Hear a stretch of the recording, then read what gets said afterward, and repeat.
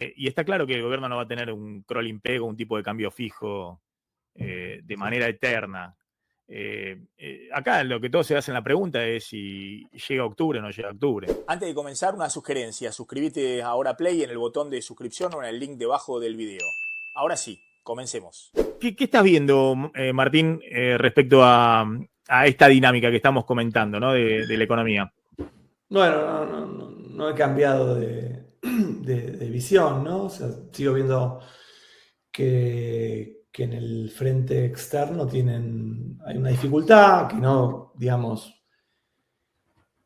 que es una dificultad conocida en todos los planes de estabilización. Lo hemos hablado acá varias veces, ¿no? O sea, siempre que uno quiere bajar la inflación, el precio que se atrasa termina siendo por una vía o por otra el tipo de cambio. Acá es más explícito porque el tipo de cambio, no, como estaban discutiendo, estaban unos minutitos antes de entrar escuchándolos, es profeso, hay un ancla cambiaria nítida, el tipo de cambio está fijo, no está flotando. Aún cuando hay planes de estabilización sin que se fije el tipo de cambio, el tipo de cambio también se atrasa cuando exitosamente se baja la tasa de inflación. O sea, no existe una dinámica desinflacionaria en la que sube el tipo de cambio real. Siempre que la inflación bajó, se atrasó el tipo de cambio. O sea que en eso no es novedad. El argumento oficial hoy recoge un poco eso. Que las experiencias de estabilización han tenido eso. Lo que pasa es que lo que también vemos, los que estudiamos estos planes, es que hay planes que logran sostener el retraso cambiario muchos años y hay otros que se les queda sin agua o sin nafta a mitad de camino y tienen que corregir el tipo de cambio y eso entorpece el proceso desinflacionario. Y acá para ponerlo en dos casos extremos. Pero Martín, acá que es, Martín, vos ahora voy a lo que veo. Déjame cerrar. ¿Años o se queda sin nafta? Pará, ya no te evado la pregunta, pero digamos, el punto es, ¿sos el plan real o sos el plan cruzado? O sea, el plan real, aguantaste el tipo de cambio que se te apareció mucho, porque tuviste que entrar a capital, una serie de cosas, y después tuviste que corregir 5 años después. 5 años después ya la inflación era baja, no había inercia, qué sé yo, tuviste un saltito inflacionario y seguiste. El plan cruzado, vos aguantaste 1 año y medio, pum, y no pudiste aguantar mucho más, tuviste que devaluar. ¿Qué es la convertibilidad? Que tuviste la crisis del tequila que incluso resiste, ¿no? O sea, digo, ahí tenés una presión devaluatoria que aguanta por la rigidez del esquema, pero tenés una presión devaluatoria y seguís, o sos el plan austral, que al año y medio tenés que devaluar. Entonces, esa es la diferencia, es cuando te quedás sin nafta. Si te quedas sin nafta al poco tiempo, el problema inflacionario por ahí no se resuelve tan fácilmente. Si pasa mucho tiempo después, es un saltito inflacionario, es un episodio inflacionario breve y volvés probablemente a la inflación baja si lo sabés más o menos administrar.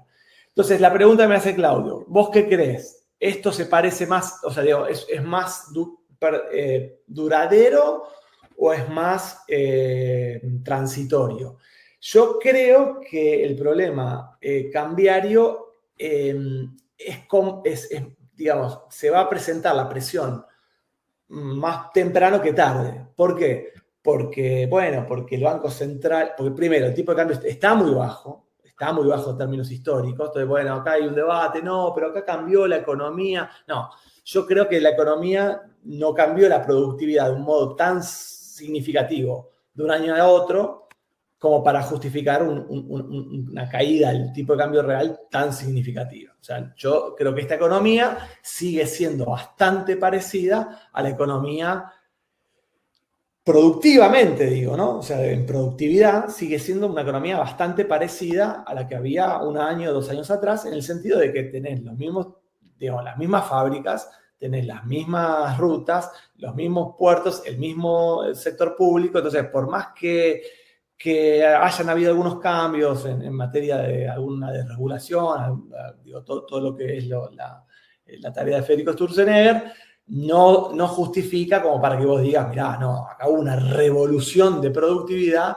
que justifique que en un año puedas pasar de un tipo de cambio tan alto a uno tan bajo. Entonces, eso por un lado. Y por el otro también es que tenés varios factores.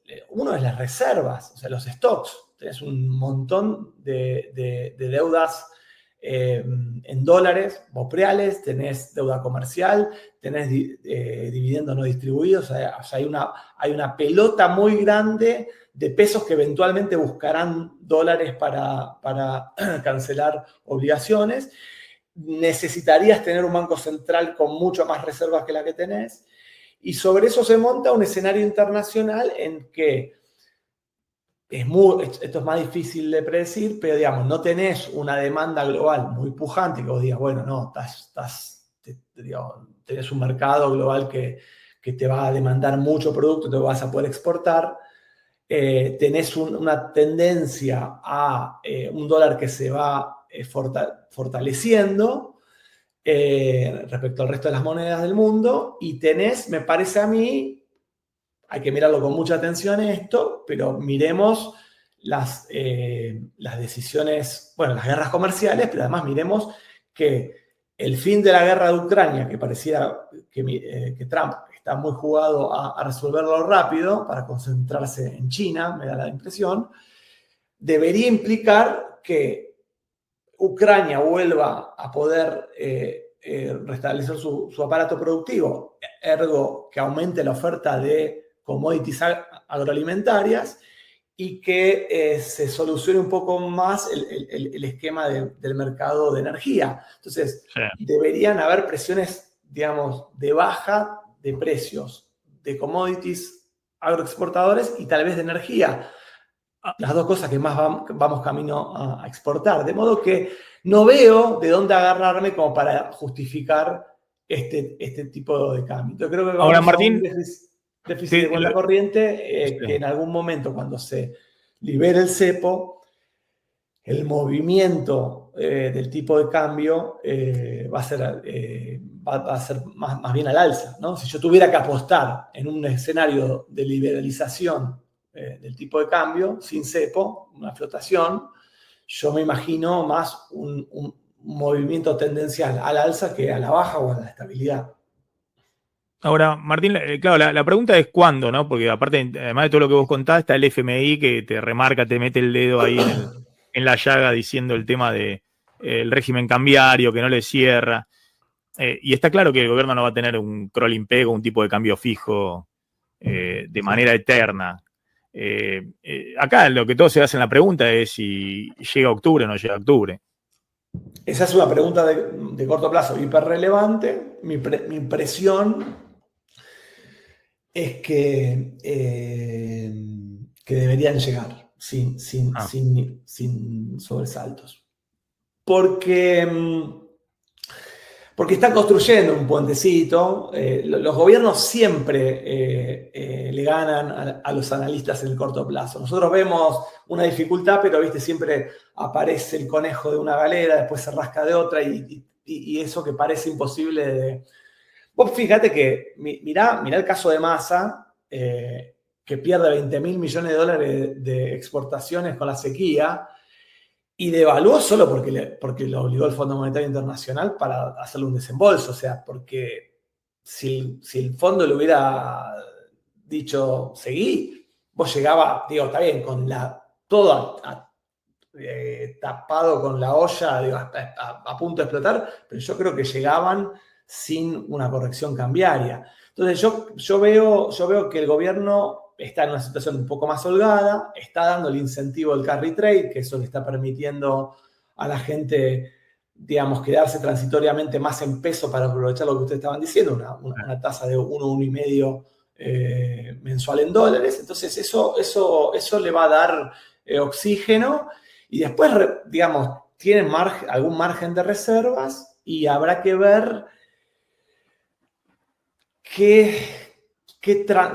cómo intersectan las necesidades del fondo con las del gobierno argentino para llegar a algún acuerdo que me parece que va a haber. De acá a las elecciones debería haber un acuerdo.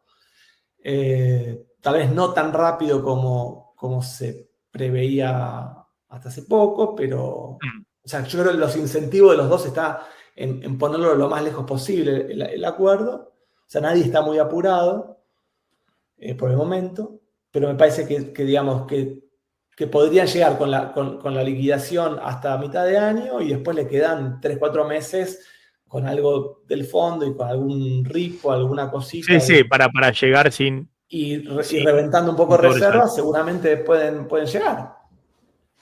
Martín, yo digo, si tuviera que jugar, pensaría pero sí pensaría que va a haber un segundo, digamos, un momento, en algún momento de mitad de año, una mayor presión cambiaria que la que estamos viendo ahora, digamos, que se va a resentir. No podés de ningún modo, desechar la posibilidad de algún accidente cambiario en el camino, pero en general los gobiernos tienen siempre más recursos que los que uno imagina. Recursos de todo tipo, digamos, administrativos.